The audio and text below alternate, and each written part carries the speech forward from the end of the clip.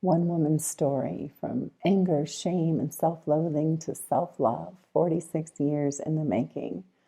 About a month ago, someone reached out in my DMs on Instagram and said, "Hey, would you like to share a little bit about your journey so far?" And that was one of those pesky little open-ended questions that I don't always know how to answer in the moment. But here we are, a month later. I've decided that yes, I am responding to answering that question, and I'm going to do it as quickly and efficiently as possible. So I'm Dr. Kate Flynn. Welcome back to my channel. I guide human design generators through the deconditioning of the not self so that they may experience self-love. When I was 2, my biological father died. I developed insomnia and I overate because that's what you do when you're from a big Catholic family and someone dies and everything brings food and you have no idea what's going on. You eat. My mom got remarried a few years later and quickly divorced, and that's when it was instilled in me that men leave. That was all there was to it.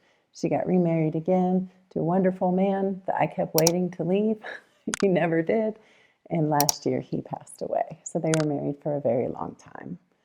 I learned quickly between my 8th grade year and freshman year, I lost a lot of weight, and I learned that that got me attention from boys, and I loved it. I loved every single minute of it. And to stay thin, I flirted with and played with eating disorders, because when I lived close to death was when I got the most attention. I started working out. I played every sport I could. I was really terrible at most of them. I liked tennis, stuck with that. I couldn't wait to leave the hometown I grew up in. Not hard to figure out why, right? I joined the military right after high school, and then I continued making little fires everywhere, just like that little mini-series or that movie. I was like, that would be a great title for my teens through 20s autobiography. And it worked out well because as soon as I made a big enough mess, a big enough fire, I was off to the next thing. I thrived on drama and I created lots of it. I was the villainous other woman because those men are guaranteed to leave. I got out of the military after about 4.5 years, went back to my hometown, waited tables again at Pizza Hut. That was a humbling experience. Eventually, I started back to school, went to Ohio State at the Lima branch, transferred to Ohio State in Columbus, and I met a good man. But here's the problem with good men. Kind, loving, not like boring, just like settling men. But as soon as one of them came into my life that I thought, it's looking like they're going to stick around, then I had to do something to self-sabotage that. I wasn't ready for it. I couldn't let myself have it. So that ended. I moved to Chicago, went through chiropractic school, continued making little fires, not as big as they were in the beginning, but still not exactly pleasant. And then I turned 30 and I realized, or had this reflection, do I really want to go through my 30s in the same way I spent my teens and 20s? And the answer was a resounding no. It was time to do some inner work. I read Eckhart Tolle's A New Earth, Awakening to Your Life's Purpose, and so many things started to make sense. All of my anger at the God I perceived at the time for taking my dad away, all the patterns that were there, things just started clicking into place. I moved to Tennessee. Within 2 weeks of saying a prayer, God send me a good man that works with his hands when I won't screw it up. That was the key part, right?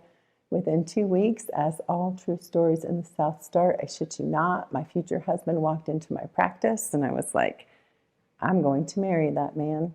Fast forward, we're still married, been together about 15 years now, because we were both doing the work. We were both self-aware, and it was like one of us would take a step forward, one of us would have challenges, and then we would kind of piggyback on each other forward. I took Reiki, I took sound therapy, I learned all of these energetic things that I had no idea about. My intuition exploded. I wrote a book, I started to channel, I could speak in tongues, I could interpret star language, and I tried to live and create in a different reality.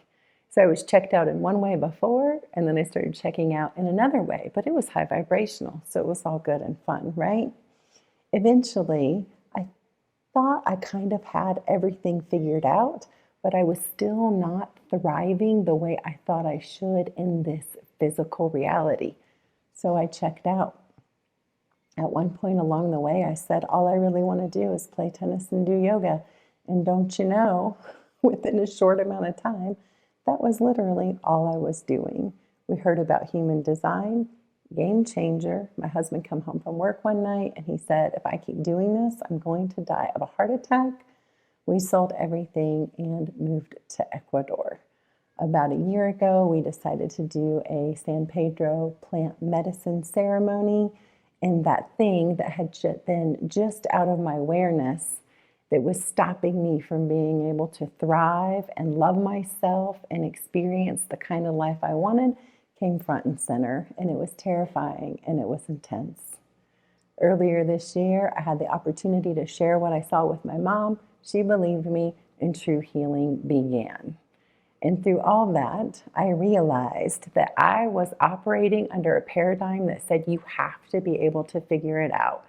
You have to get the dots to connect. You have to be able to make sense of things in your mind before you can move forward. And what I learned from that experience is it's bullshit.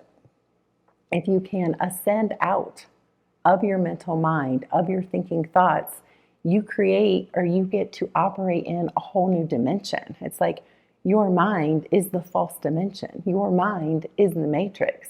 And if you can unplug from that and start reclaiming the power back that your mind has consumed, that's when you create a home within yourself. That is where you get to experience self-love, and that is where you get to thrive. And that is where I am right now. We recently moved out of isolation and into northern Ecuador, and I've never been this happy. I've never felt this secure within myself. I've never looked at myself in such a way that says, wow, you're feisty, you're this, you're that, you're a little paranoid sometimes, you try to hurry too much, you do all these things, and damn, I still freaking love you so much. And when we can play and create in that world, then human life on this planet, in this dimension, it's amazing. So that's what I'm here to teach and share. I really feel like I'm here to usher in a new paradigm of healing and being human and celebrating that fact and not seeing it as something you have to trudge your way through or force your way through so that you get to enjoy some kind of afterlife or fifth dimensional experience. Like, this is it. This is where the magic happens. If you stuck around to the end, then you're my people. Let's figure out how to usher in this new paradigm together.